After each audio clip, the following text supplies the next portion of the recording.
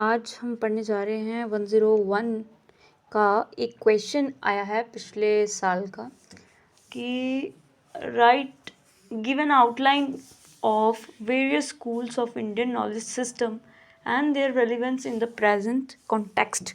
मतलब हमें बताना है कि डिफरेंट स्कूल ऑफ नॉलेज कौन कौन से हैं एंड उसकी आउटलाइनिंग मतलब उसकी फैक्ट लिखो, उससे रिलेटेड फैक्ट्स लिखो एंड उसके बारे में बताओ कि इंडियन नॉलेज सिस्टम में ऐसे कौन से स्कूल्स हैं जिसको प्रैक्टिस किया जाता था पहले टाइम में और कैसे वो आज के टाइम में वो रेलिवेंस रखती है। तो हमें इस क्वेश्चन को पढ़ने के लिए हमें इस पैराग्राफ से गुजरना होगा। तो यहाँ पे ये वाला यूनिट का ये वाला टॉपिक हमने नहीं पढ़ा है। तो different school of knowledge Indian के कॉन्टेक्स्ट में हमें बताना है। तो सबसे पहले हम नॉलेज के बारे में तो हमें पता ही है। अगर मान लो कि लॉन्ग क्वेश्चन आ गया तो आप मीनिंग लिख दोगे नॉलेज का, डेफिनेशंस भी लिख दोगे, बट मेन क्वेश्चन में पूछा क्या है कि डिफरेंट स्कूल्स के वेरियस स्कूल्स के बारे में आप बताइए जो कि नॉलेज सिस्टम को बताते हैं। तो हम यहाँ पे देखते चले जाएंगे, ठीक है। तो कौन कौन से स्कूल्स हैं, जैसे कि यहाँ पे कुछ स्कूल्स हैं ऑर्थोडॉक्स हो गए एंड हेट्रोडॉक्स हो गए। तो ऑर्थोडॉक्स आप सबको पता होगा कि हमारी जो इंडियन एंशंट टाइम से ही जो फिलॉसफी या नॉलेज चलते आ रहा है वो सिर्फ और सिर्फ हिंदू या वैदिक या वेदास या वेदांत ये सब के बारे में बताता है। यहाँ पे कोई भी और टेक्स्ट की बात नहीं की जा रही। तो ऑब्वियसली सीधा रिलेटेबल होगा इंडियन फिलॉसफी या हिंदू फिलॉसफी से ही। तो चलिए हम लाइन बाय लाइन से पढ़ते हैं, समझते हैं इस पैराग्राफ को और इसमें से कुछ पॉइंट्स हम निकालेंगे कि डिफरेंट स्कूल्स के कौन से हो सकते हैं। तो हमारी जो सभ्यता इंडियन सिविलाइजेशन है बहुत ही पुरानी रही है, राइट। इस पैराग्राफ को पढ़ेंगे। तो Indian civilisation is the oldest living civilisation in the world की सबसे ओल्डेस्ट सिविलाइजेशन है। हम सब जानते हैं कि हमारी जो सिविलाइजेशन है वो मिस्र भी थी और उसके साथ ग्रीस भी थी और एक दो और थी, 4 बड़ी सभ्यताएं थी। उसमें से सिर्फ एक ही बची है, वो हमारी भारतीय सभ्यता है, ठीक है। इंडियन सिविलाइजेशन जो है वो ओल्डेस्ट है, सबसे पुरानी, सबसे पहले निर्मित हमारी इंडियन सिविलाइजेशन ही हुई थी। दूसरा कि ये रीज़न है इसीलिए हम सरवाइव कर रहे हैं, इस सब्जेक्ट को हम पढ़ रहे हैं, क्योंकि क्या हो रहा है कि यहाँ पे इंडिया में धरोहर, हम कहते हैं ना कि जो हमारे वेदों में लिखा हुआ है वो आज की साइंस उसको वो कर रही है, एक्सप्लेन कर रही है। वो हमारे जो वैदिक लोग थे या वो जो लिखे गए हैं, लिटरेचर हो गया या कुछ रिसर्चेस हो गई या कुछ डेवलपमेंट जो उन्होंने अपने शोध किए थे या कुछ एक्सपेरिमेंट्स करे होंगे, तो वो आज के टाइम पे एप्लीकेबल हो रहे हैं। तो वो टाइम के साथ वो हमें इरेडिकेट होता हुआ दिखा, जैसे कि फॉरेन इन्वेडर्स आए, लाइक कितने सालों तक मुस्लिम्स, फिर उसके बाद बहुत सारे इन्वेडर्स आते रहे हैं, यहाँ पे ब्रिटिशर्स भी आते रहे हैं। वो बिल्कुल ही हमारी जो हमारी नॉलेज सिस्टम था उसको इरेडिकेट करती चली गई। एंड इसके बाद the word Bharata means the land where peoples are devoted रत टू एनलाइटनमेंट।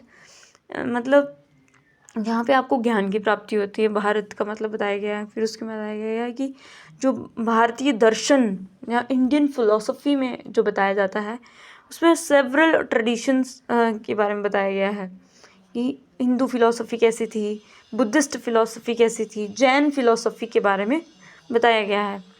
और ये कंसिडर किया जाता है Indian thinkers to be a practical discipline, है ना, and its goal should always to be improve human life. तो इन थिंकर्स का बस एक ही उद्देश्य होता था कि ताकि जो इंसान है वो अपना जीवन एक अच्छे तरीके से ढंग से जी पाए इन फिलॉसफी को फॉलो करके, है ना। इसका गोल यही होता था कि ताकि उनकी लाइफ प्रॉपर चल पाए, इम्प्रूव हो सके। और इंडियन फिलॉसफी कई चीज़ों मतलब 2 मेन लाइंस में डिवाइडेड है। एक होती है ऑर्थोडॉक्स और एक होती है एस्थेटिक या अनऑर्थोडॉक्स, ठीक है।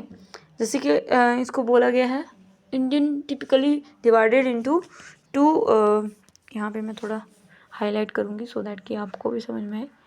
ये काफ़ी छोटा हाईलाइटर है। Indian philosophy divided into along with the two main lines, जिसको बोलते हैं आस्तिक। आस्तिक बोलते हैं ना, कितने नास्तिक हो तुम लोग, नास्तिक है, नहाता नहीं है, धोता नहीं है, तो आस्तिक और नास्तिक बोल देते हैं। जो पूजा पाठ नहीं करता, भगवान को नहीं मानता या ये सब नहीं करता, उसको नास्तिक बोल देते हैं, और जो मानता है उसको आस्तिक बोल देते हैं। उसी को इंग्लिश में थीस्ट बोल देते हैं। एस्थीस्ट हो गया। तो ये Buddhist, Jain, Charvaka, what is that, philosophies are orthodox because they do not accept the authorities of Veda. Understood? Discard. Next, the Vedas are commonly accepted by their adherents as having originally emanated from God. Therefore, in Indian tradition, any system thought not grounded in the Vedas, even if it includes beliefs in the God and consider the Astik and नास्तिक। इसमें अभी तक हमें यही जाना कि civilisation बहुत पुरानी है। दूसरा कि हमारे इन्वेडर्स के आने की वजह से हमें इंडियन फ़िलासफ़ी के बारे में इतना पता नहीं चला। इंडियन फ़िलासफ़ी इतनी रिच है कि वहाँ पे जो भी कुछ भी हमने रिसर्च की हुई है या कुछ भी किया हुआ है वो उनमें बताया जाता था। Experimental learning and so on. इसमें मेनली 2 टाइप्स की जो बात की गई है ना, उसमें बोला आस्तिक और नास्तिक। आस्तिक स्कूल क्या होता है, जिसमें सनातन धर्म को मानने वाला व्यक्ति होता है, जो कि हिंदुज़म कह देते हैं आज के टाइम पे हम उसको। Hinduism consist 6 system of philosophy theology. जो जो हिंदू फिलोसफी है हमारी, जो हिंदू परंपरा के अनुसार जो 6 सिस्टम ऑफ फिलोसफी है या थियोलॉजी है, जिसमें न्याय आ गया, वैशेखा आ गया, योग, सांख्य और पूर्व मीमांसा, उत्तर मीमांसा, वेदांता एंड ये सभी चीज़ें जो कि इसमें आती हैं। ठीक है गाइस, आपको समझ में आया कि न्याय ये काफ़ी इम्पोर्टेंट है। न्याय, विशिखा, योग, समाख्या पढ़ते नहीं है इसको सांख्या पढ़ते हैं, पूर्व मीमांसा, उत्तर मीमांसा। ठीक है गाइस, विच फाइंड्स द ये समझ में आ रहा ही होगा आपको। अब इसको एक्सप्लेन कर दिया गया है, न्याय, योगा, सांख्या, पूर्व मीमांसा, Vedanta. Each school has a set of Sutra and aphorism that forms its nucleus, gives the essential teaching of schools. The first 4 of these schools accept the authorities of the Veda. कहता है कि जो 4 आपने देखे ना, ये न्याय, विशिखा, योग, समाख्या, ये 4 ऐसे 4 टाइप्स के ऐसे फिलॉसफी हैं जो कि क्या करती हैं, एसेंशियल है, एक इम्पॉर्टेंट सूत्र हो सकते हैं जो कि वेदा की अथॉरिटी के बारे में बताते हैं, but do not derive their philosophical principles from the statement of the Vedas. They are based on the teaching of individual rishis and sages. मतलब ये जो भी वेद्स की बात हम कर रहे हैं या वेदांत या न्याय, ये योगा, ये सब चीज़ें ऋषि मुनियों ने बनाई हुई है। लास्ट 2 स्कूल्स जिसको बोलते हैं पूर्व मीमांसा और Vedanta, however based their theological system specifically on the statement of Vedas. The 4 Vedas named as Rig, Yajur, Sam and Atharvaved into 4 parts of the known as Samhita, Brahmana, Aryan and Upanishad. ये आप समझ रहे हो, ये सारे लिखना है paper में जाके आपको। The first 2 parts of predominantly ritualistic Aryans mark the shift from ritual to theology, which finds a culmination in the Upanishad. The Purva Mimamsa bases its principles on the earlier parts of Veda, namely as Samhita or Brahman. Vedanta, the last part of the Veda, is the study for the later parts, Upanishad. Therefore, it's called the Uttar Mimamsa. ये जो schools के बारे में बताया गया है ना, सीधा सीधा इसका एक चार्ट बनाना है बढ़िया सा, जिसमें आपको लिखना है schools of philosophy, Indian philosophy या इंडियन नॉलेज सिस्टम, ऐसे लिख देना है। और इन सबको थोड़ा थोड़ा डिफाइन करना आना चाहिए। जैसे कि इसमें पूर्व मीमांसा बताया गया, वेदांता किसे कहा गया, वेदांता मतलब वेद के बारे में, एंड वेद्स का सार जिसमें यजुर, साम, अथर्व, ऋग्वेद, और ये अथर्ववेद, ऋग्वेद, यजुर्वेद ये क्या बताते हैं, ये कौन सी फिलॉसफी के बारे में बात कर रहे हैं, जो कि आज के टाइम पे इसको यूज़ होना चाहिए। ठीक है, अब यहाँ पे हमारा सही मायने में ये आया, ये वही पढ़ना हमने वही, और ये कैसे आज के टाइम पे कैसे वो है, ये तो आपने जो अभी पढ़ा ना, ये तो इंट्रोडक्शन है, और इंट्रोडक्शन में ही सारी डिटेल दे दी गई है। ये पहले बताया कि सिविलाइजेशन क्या होती है, दूसरा बताया कि इसलिए आज भी हमारे मतलब कुछ 75 साल ही हुए हैं हमें गुलामी से आज़ाद हुए, और आज भी मतलब हम उनकी जो आइडियोलॉजी है ब्रिटिशर्स की वो भूल नहीं पाए हैं। आज भी हम उनकी फ़िलॉसफी को जानते हैं, क्योंकि जड़ें उन्होंने हमारी हिला दी। हम अपना लिटरेचर छोड़ के हम उनका लिटरेचर पढ़ना शुरू कर दिए, जिसकी वजह से क्या हुआ कि हम अपना जो हिंदू फिलॉसफी है या वेदांत है या कुछ भी जो पुराने ज़माने में एंशिएंट टाइम में जो एक शस्त्र के रूप में यूज़ किया जाता था, वो हम भूल चुके हैं।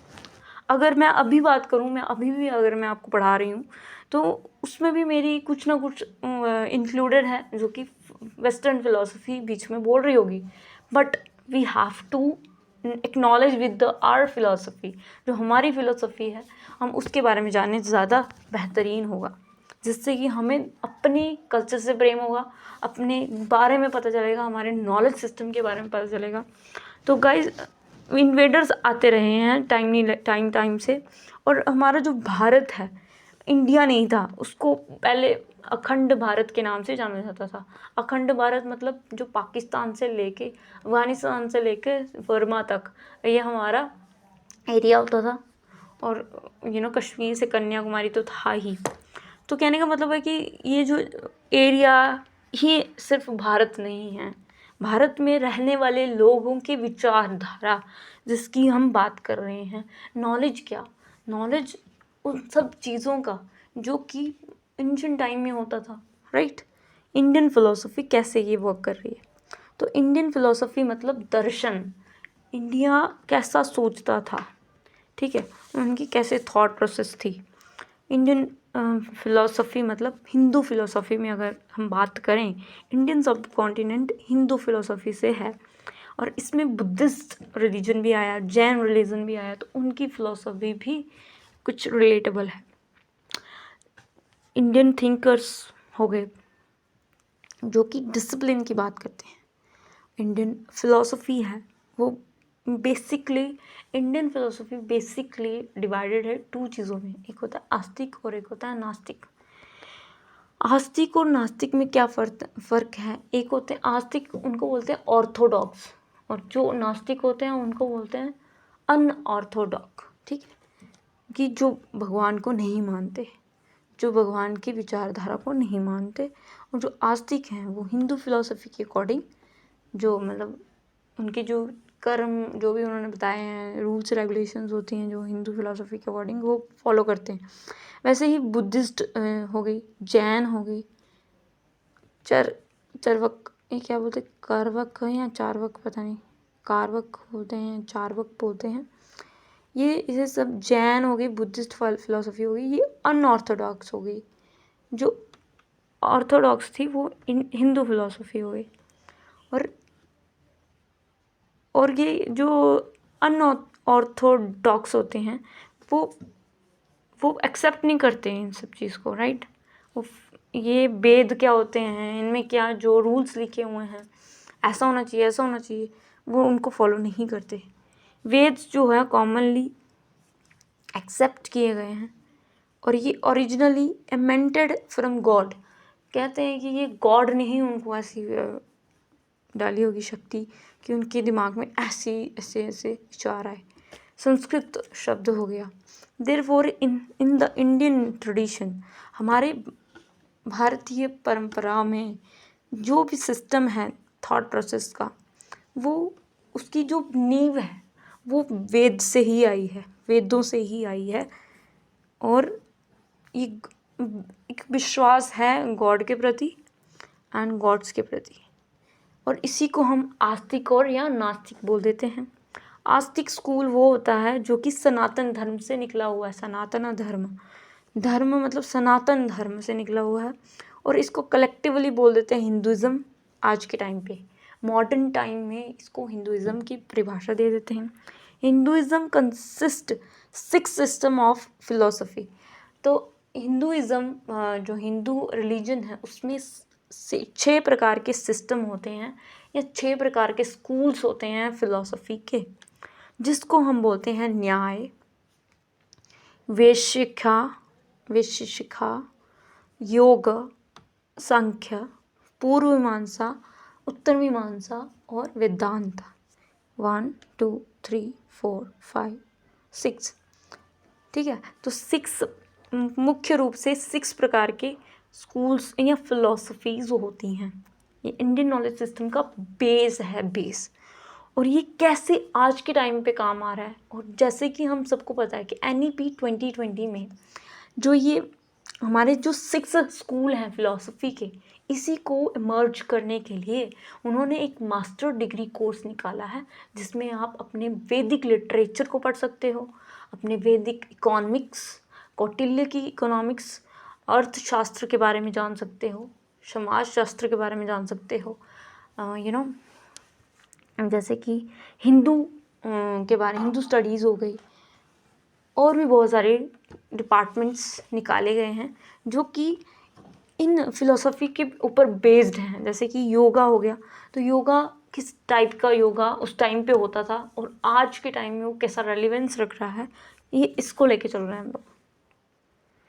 और उत्तर मीमांसा, वेदांता क्या होता है? वेदांता मतलब निचोड़, निचोड़ किसका? वेदों का। और वेद कितने हैं? सिर्फ 4 वेद से, जिसमें आता है हमारा ऋग्वेद, यजुर्वेद, सामवेद, अथर्ववेद, ठीक है। तो गाइज इसी को हमने पॉइंटर बना के लिखना है पेपर में, ताकि हमारे दिमाग में ये चीज़ें फिट हो जाएं। The first 4 of these schools except the authority of वेदा,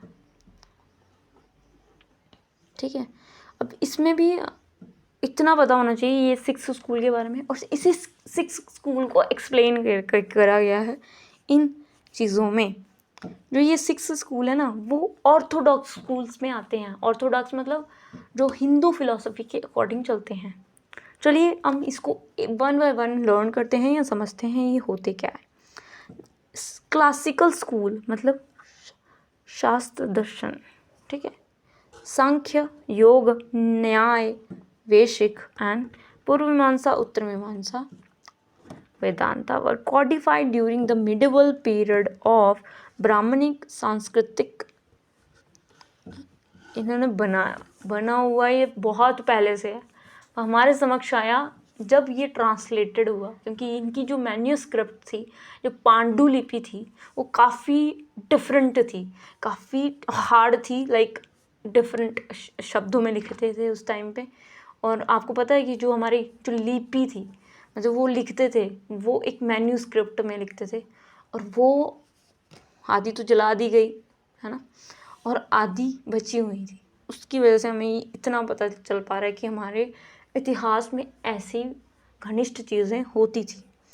तो गाइज आगे हम चलते हैं इसी में। तो आपको पता है कि वहाँ पे संस्कृत में लिखा जाता था, इसलिए संस्कृत जो लैंग्वेज है वो काफ़ी ऊपर वाले दर्जे पे रखी गई है हमारी NEP में। संस्कृत को सीखना ही सीखना, एक हमारी मदर टंग को नहीं भूलना, दूसरा हमारा संस्कृत, और तीसरी हिंदी, फिर उसके बाद आती है हमारी foreign language that is English. तो ये 3 चीज़ें सीखनी ही सीखनी है। मान लो कि आपको हिंदी आपको घर से आती है और आपकी सेकंड लैंग्वेज हो गई इंग्लिश, फिर थर्ड लैंग्वेज आप कोई डिफरेंट लैंग्वेज हो सकती है, चाहे वो रीजनल लैंग्वेज हो, चाहे वो फॉरेन लैंग्वेज क्यों ना हो, बट प्रेफर किया जाना चाहिए कि संस्कृत सीखी जाए। तो संस्कृत को ज़्यादा महत्व दिया गया है क्योंकि ये हमारी एक एंशिएंट धरोहर है, इसी से हमारी और भाषाएं बनी हैं। तो गाइस चलते हैं, बहुत ज़्यादा एक्स्ट्रा बोल दिया। Almost all the Indian schools of thought accepted the theory of karma and rebirth. Ideal of moksha is conceived by the liberalization and cycles of birth and death. Moksha and liberals the highest goal of human struggle. Next, अब समाख्या को describe किया गया है। समाख्या होता क्या है? समाख्या नहीं पढ़ते, इसको बोलते हैं संख्या। संख्या, संख्या से आपको क्या मीनिंग पता चल रहा है? संख्या मतलब जो 1 2 3 4 5 गणित, गणना, ये सब संख्या कहलाता है। कपिल मुनि जी एंशिएंट टाइम के ऐसे महान ज्ञातम रहे हैं जो कि इसके फाउंडर रहे हैं सांख्य फिलॉसफी के। कहता है सांख्य फिलॉसफी 2 बेसिक चीज़ों से मिलकर बनी है, 2 चीज़ों से मिलकर बनी है, जिसको हम बोलते हैं प्रकृति एंड पुरुष।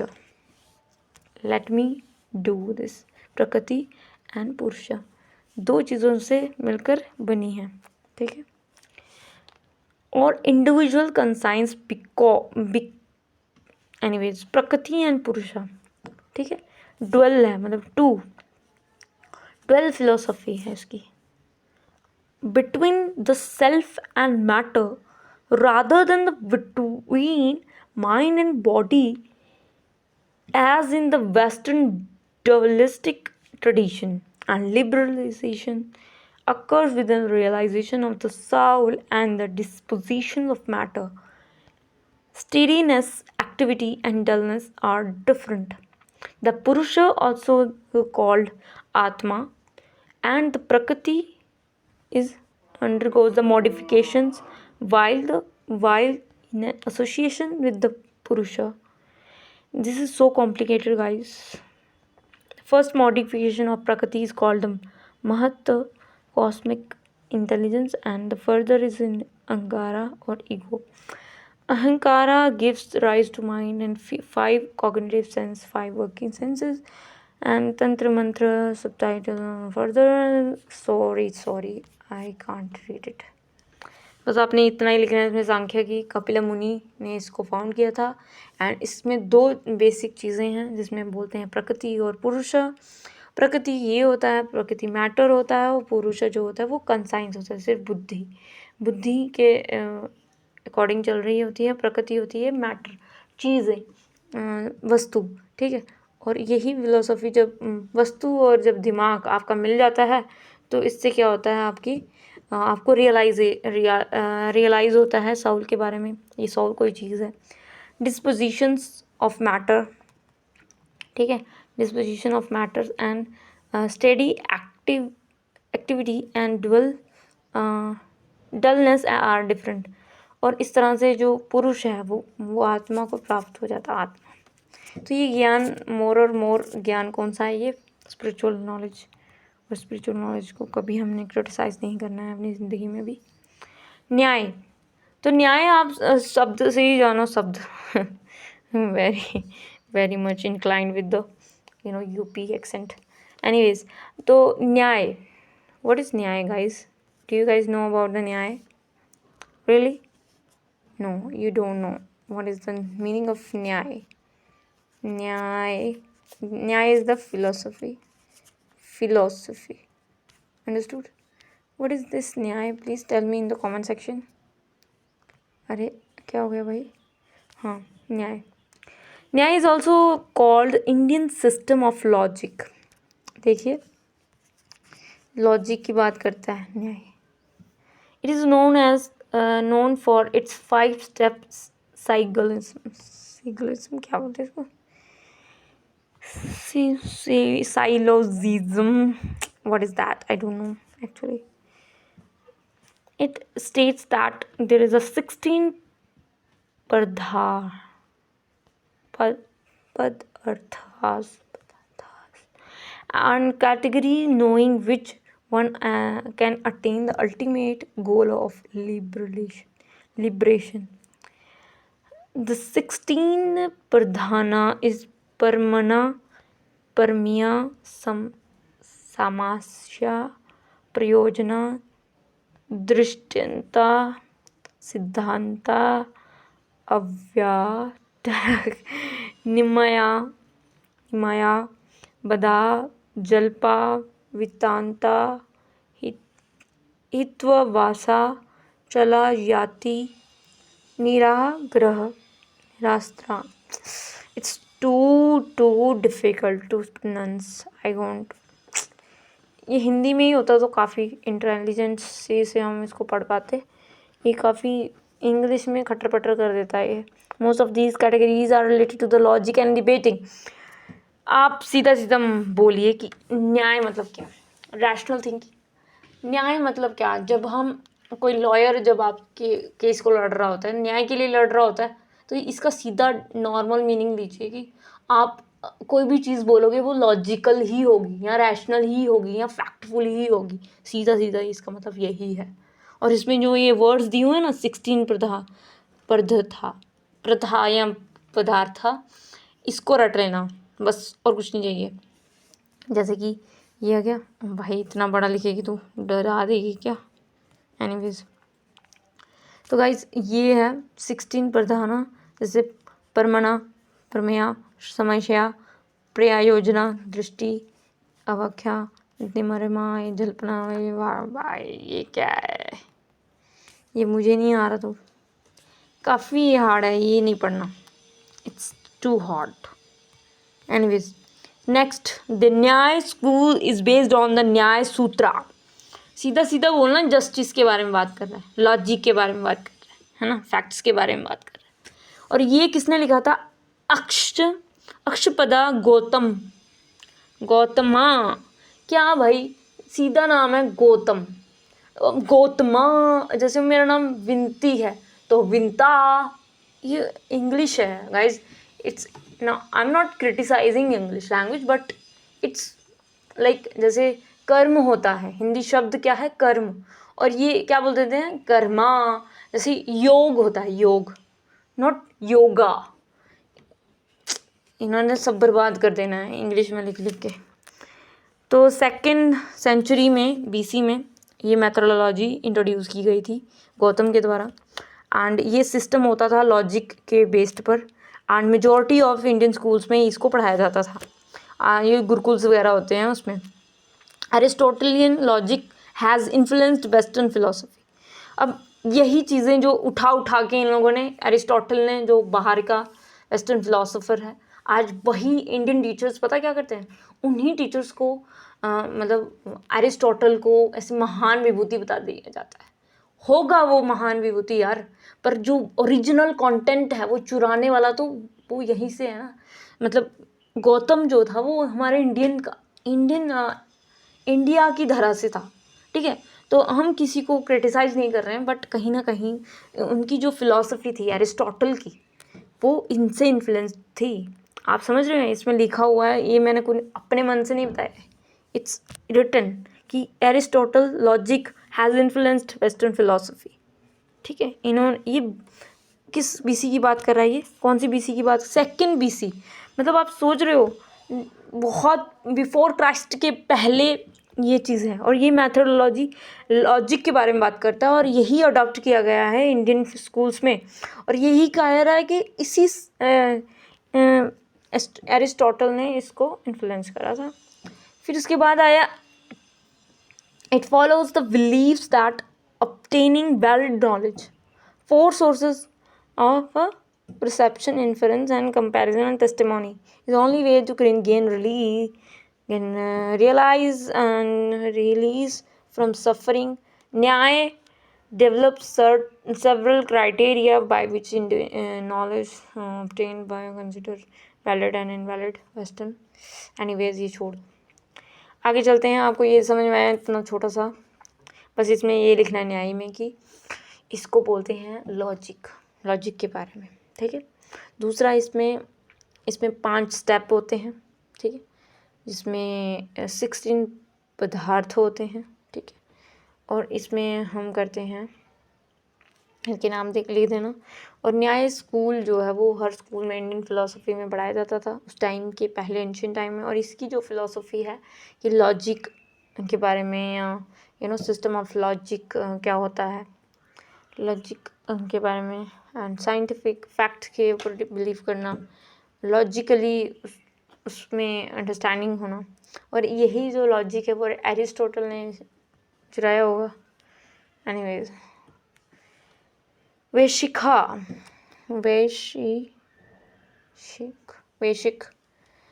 school was founded by Kannada in 6th century BC। आपको पता है ये कौन से सेंचुरी में? ये 2nd सेंचुरी में हुआ था, कौन सा न्याय, और ये 6th सेंचुरी में, मतलब थोड़ा लेट हो गया। नेक्स्ट, ये जो थी वो एटॉमिक एंड प्लuralistic इन नेचर थी। ही thought that there are 7 padartha and ontological entities, and understanding these leads to the self realization. Kannada also postulates that world is made up of atoms, परमाणु। देखो, विशिखा का मतलब है ये कन्नड़ा फिलॉसफी थी, कन्नड़ा से निकली हुई फिलॉसफी थी, और ये 6th सेंचुरी में निकली थी। एंड इसको बोलते हैं एटॉमिक एंड प्लuralistic, कि जो ब्रह्मांड है वो उसमें ब्रह्मांड है, जो वर्ल्ड है वो किससे मिलकर बना है? परमाणु से। परमाणु मतलब एटम से। सेल हम बोलते हैं ना, एटम्स हैं, ये है वो वहीं से आया है। एंड 7 पदार्थ मतलब कि जैसे पदार्थ मतलब पदार्थ से मिलकर बनी है, जैसे कि द्रव्य, गुण, कर्म, समान, विशेष, समाव्य, अप्रवाह।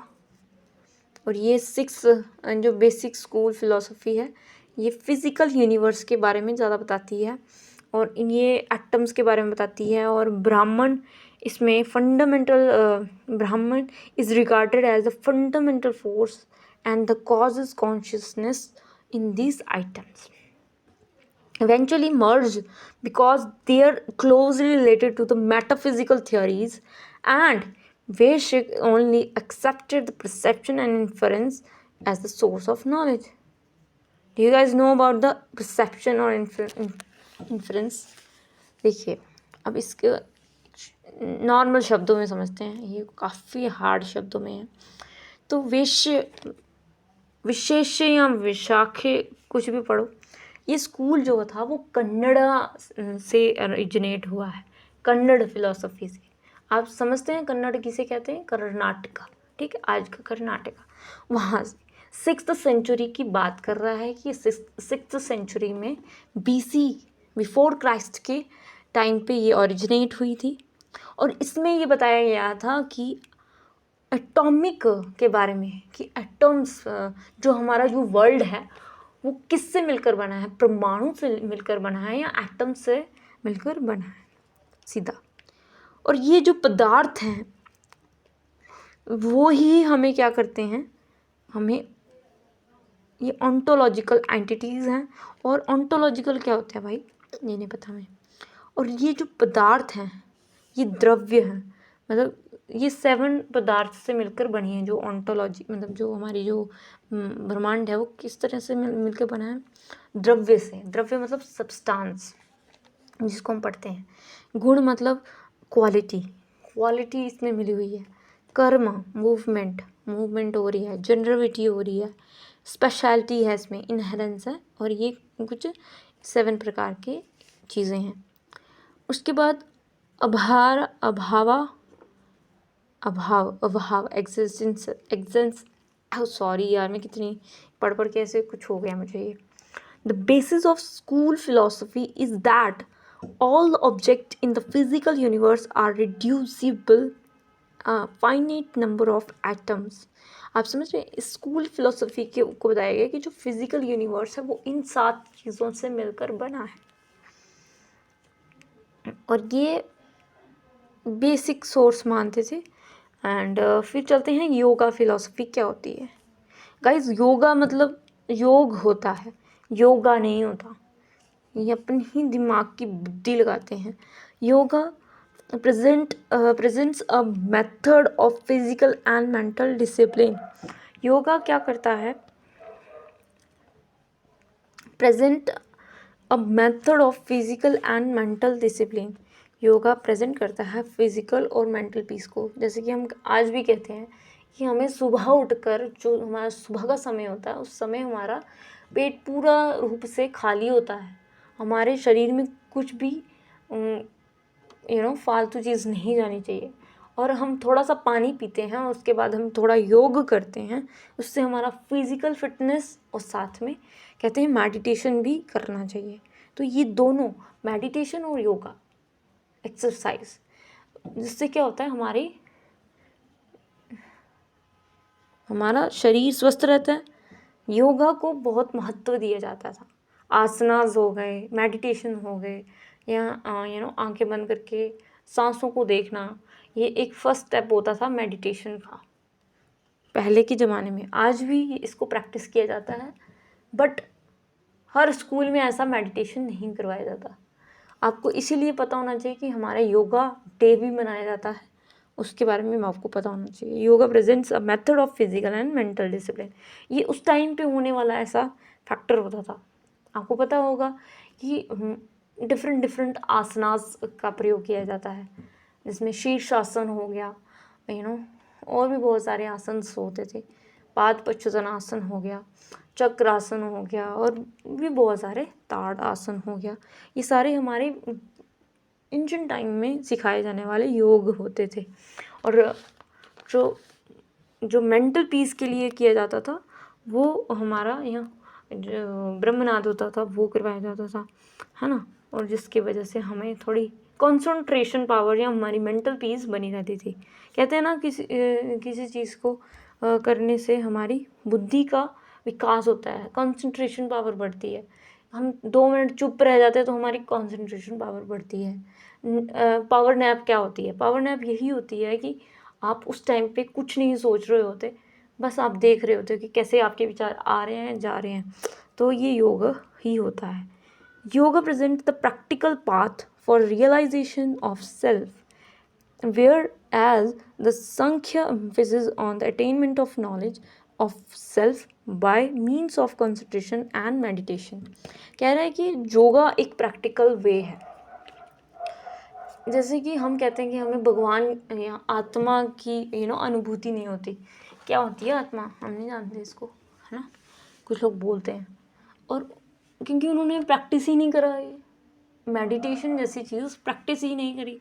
जब वो प्रैक्टिस करते हैं, उनको ये फील आता है, अंदर ही अंदर उनको फील आता है कि अपने बारे में जानने की कोशिश करते हैं।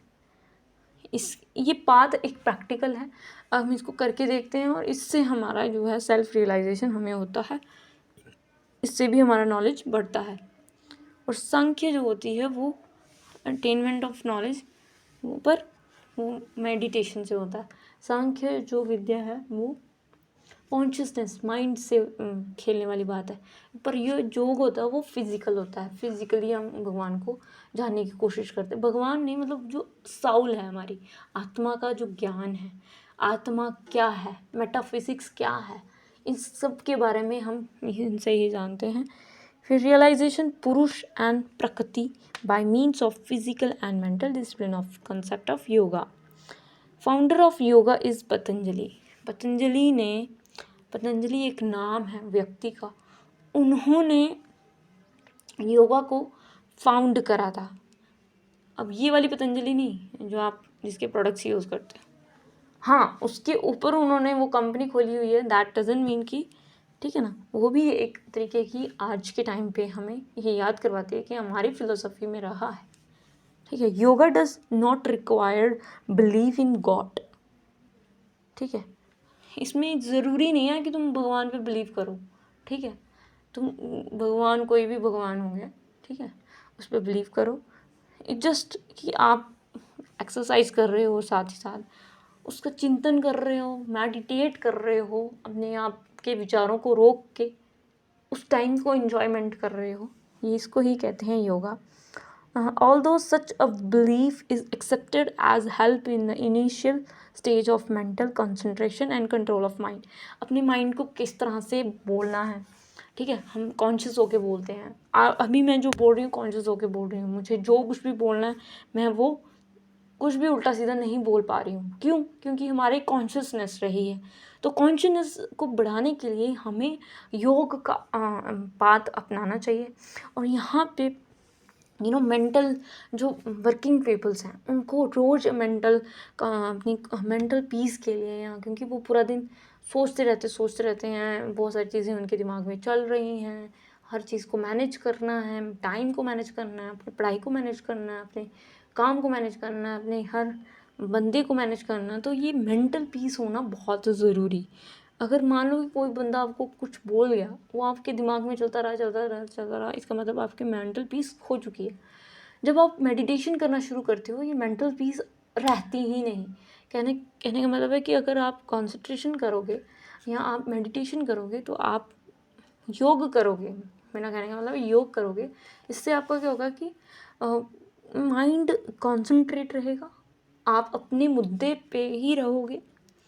आप कितना बोलना है, कहाँ बोलना है, कैसे करना है, हाउ टू नेग्लेक्ट और इग्नोर कैसे करना है, ये सब माइंड आपको बताता है। नेक्स्ट, पूर्व मीमांसा। पूर्व मतलब क्या? बिफोर।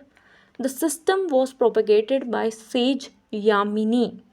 यामिनी ने इसको प्रोपेगेट किया, मतलब फैलाया, as a disciple of Ved Vyas. Ved Vyas जी जो थे ना, जो है ना, उनके चेली थी या थे, आई डोंट नो, यामिनी, है ना। It says that the essence of Veda is धर्म। मतलब जो वेदों में लिखा गया है कि ऐसा होना चाहिए, ऐसा होना चाहिए, ऐसा करना चाहिए, जीवन को ऐसे जीना चाहिए, ये सब वेदों में बताया गया है। और वेद ही क्या है? धर्म का उपागम में है। मतलब वेदों से ही धर्म का उद्घाटन हुआ है। हमारा पहले धर्म नहीं था कोई भी, हम एक ही धर्म के थे, सनातन धर्म, सनातन संस्कृति के थे। मतलब संस्कृति क्या? सिविलाइजेशन। सनातन क्या? एक। और उसी से उत्पन्न हुए इंसान। रिलीजन नहीं था, रिलीजन वेदों से ही उत्पन्न हुआ है। एक ऐसा फैक्टर है, धर्म है। धर्म means the commandments found in the Vedas which are mainly in the form of yajna। मतलब जो धर्म है वो कहाँ से ओरिजिनेट हुआ है, फाउंड कहाँ से हुआ है? वेदों से ही। और जिसका मेन फॉर्म क्या है? यज्ञ, ठीक है, यज्ञ। I don't know why the execution of dharma one earn merit with the inlet to heaven after death and only will happily heaven without facing the miseries. If one does not follow the dharma prescribed duties, then incurs the sin and the consequences suffer the hell. Main objective of interpreting establish the authority of the Veda, and it requires unconditional faith in the Vedas. It regulates performance. समझ में आ रहा है आपको guys?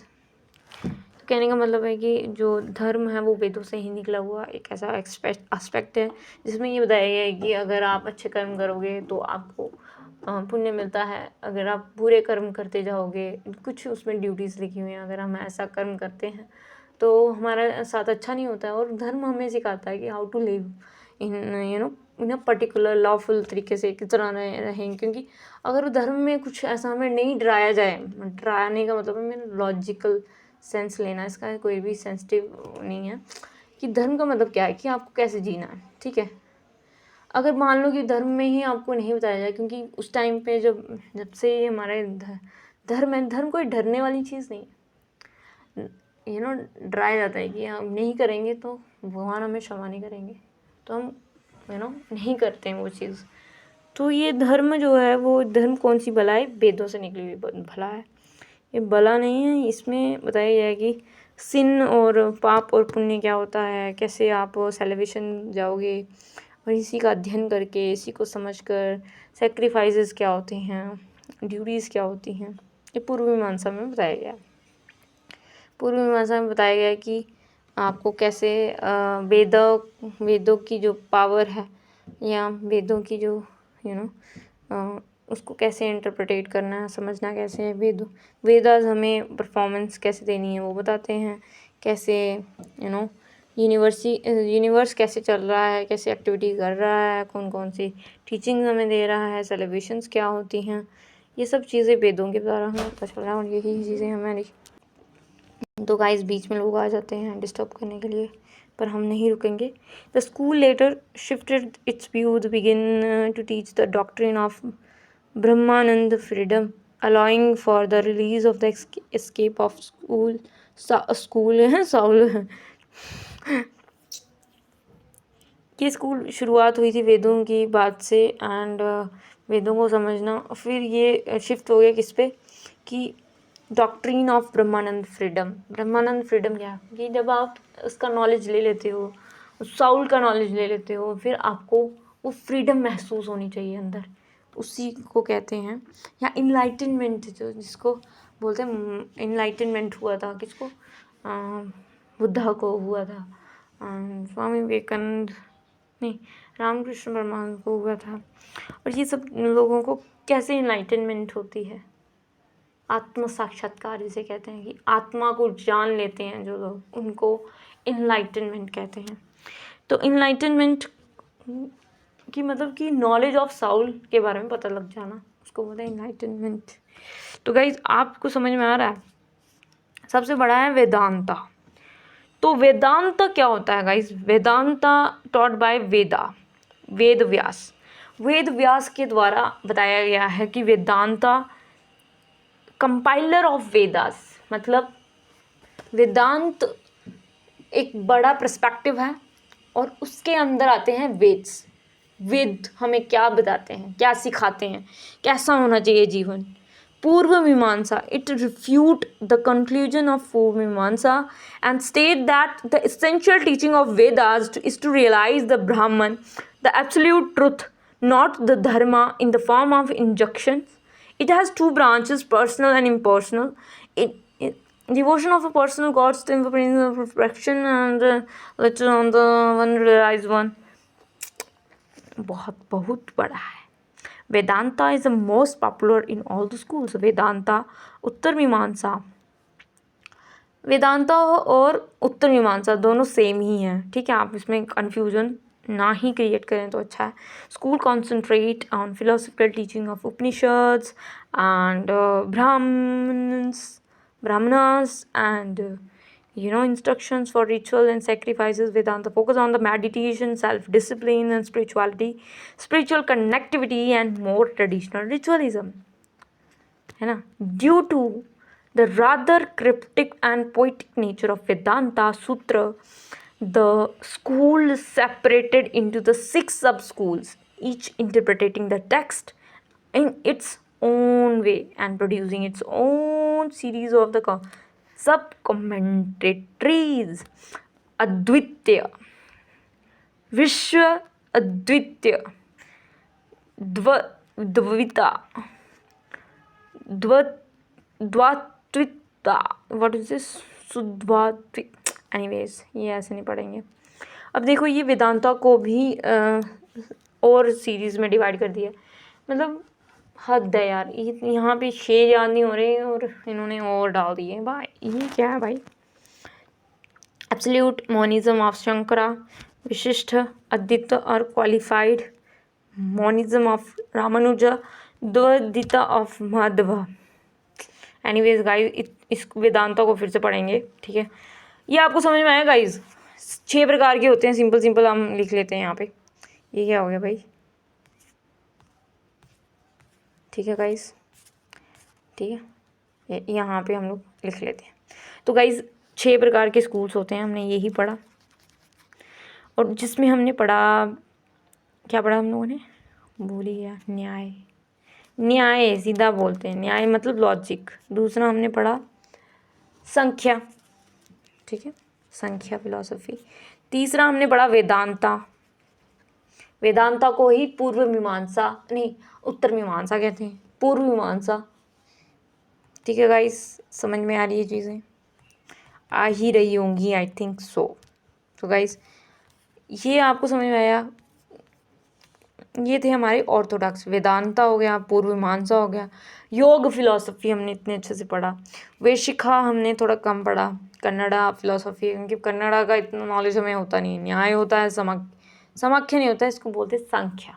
ठीक है, सांख्य, न्याय, विशेषिका and योग, पूर्व मीमांसा एंड वेदांता। तो गाइज यही है हमारे different school of Indian knowledge system. तो इंडियन नॉलेज सिस्टम पूरा बेस, कहाँ से ये नॉलेज सिस्टम शुरू हुआ उसका ये बेस है। हालांकि आज के टाइम पे ये कैसे रिलाय कर रहा है उसको भी हमने इसमें लिखना था। क्वेश्चन में क्वेश्चन पूछ रहा था कि write down the outline given outline of various schools of Indian knowledge system. ये हमने आउटलाइन दे दी, ठीक है, वेरियस स्कूल्स के बारे में बता दी कि ऑर्थोडॉक्स स्कूल्स होते हैं जो कि हिंदू स्कूल्स होते हैं जिसमें ये वाली फिलोसफी के बारे में डिस्कशन होती है।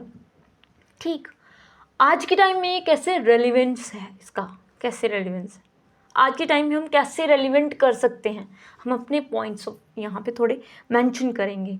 लाइक जैसे कि हमने पढ़ा संख्या, तो गणित, करिकुलम में गणित का होना वेरी इंपॉर्टेंट, और उसके साथ हमारे जो गणितज्ञ हैं जैसे कि आर्यभट्टा ने ज़ीरो को दिया, एंड ये सब चीज़ें लिखेंगे थोड़ा बहुत।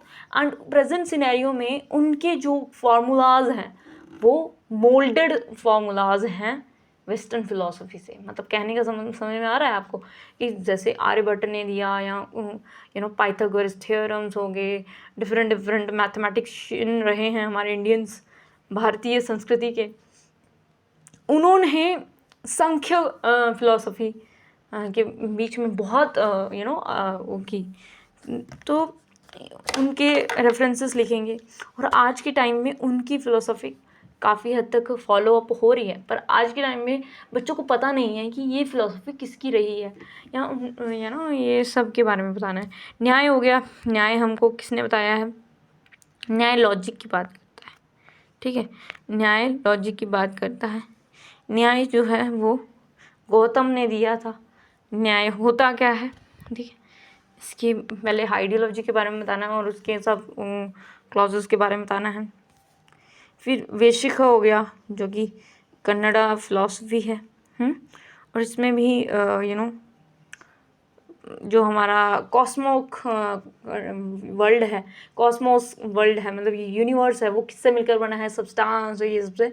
और यही साइंस जो है वो पहले के टाइम में कुछ लोगों ने हमें बता दिया था इस फिलॉसफी में, और आज के टाइम में करिकुलम में साइंस का होना बहुत ज़्यादा ज़रूरी। वैसे ही योगा का आज का रेलिवेंस प्रेजेंट सिनेरियो में वो कैसे, जैसे कि योग दिवस मनाया जाता है, बच्चों को स्कूल में योगा डे सेलिब्रेशन और ये सब एक्सकर्शंस होते हैं, बच्चे पार्टिसिपेट करते हैं कॉम्पिटिशन्स में, जिससे वजह से उनका सर्वांगीण या फिज़िकल विकास के साथ साथ मेंटली वो स्ट्रांग होते जा रहे हैं। फिर उसके बाद पूर्व मीमांसा आ गया। पूर्व मीमांसा में जैसे कि अभी हमने पढ़ा कि इसमें जामिनी ने इनको किया था, वेद व्यास की जो डिसिपल्स थी उसको, एंड ठीक है, इसमें पूर्व मीमांसा की बात करते हैं, पूर्व मीमांसा है ना। एनीवेज गाइज, अगर आपको समझ में आया हो तो प्लीज़ ठोकी लाइक, नहीं आया तो फिर आप सॉरी, मुझे माफ़ करना। वेदांता क्या होता है, वेदांता इज़ द सार ऑफ ऑल वेदास, ठीक है, यही हमें मोक्ष के तरफ लेके जाते हैं, और आत्मा का ज्ञान जो होता है वो हमें होता है इससे, और ये सब चीज़ें आपने इसमें ठोक देनी है। और आज के टाइम पे इसका क्या रेलिवेंस है, वेदांत क्या हम पढ़ रहे हैं आज के टाइम पे, इसका प्रेजेंट सिनेरियो में क्या इसका कुछ रेलिवेंस है, नहीं।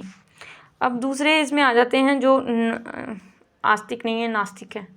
नास्तिक मतलब जो हिंदू फिलोसफी को नहीं मानते, जैसे मुस्लिम्स में जो नॉन हिंदूज़ होते हैं उनको काफिर बोलते हैं, वैसे ही है, पर ऐसे बोलना नहीं चाहिए, ठीक है।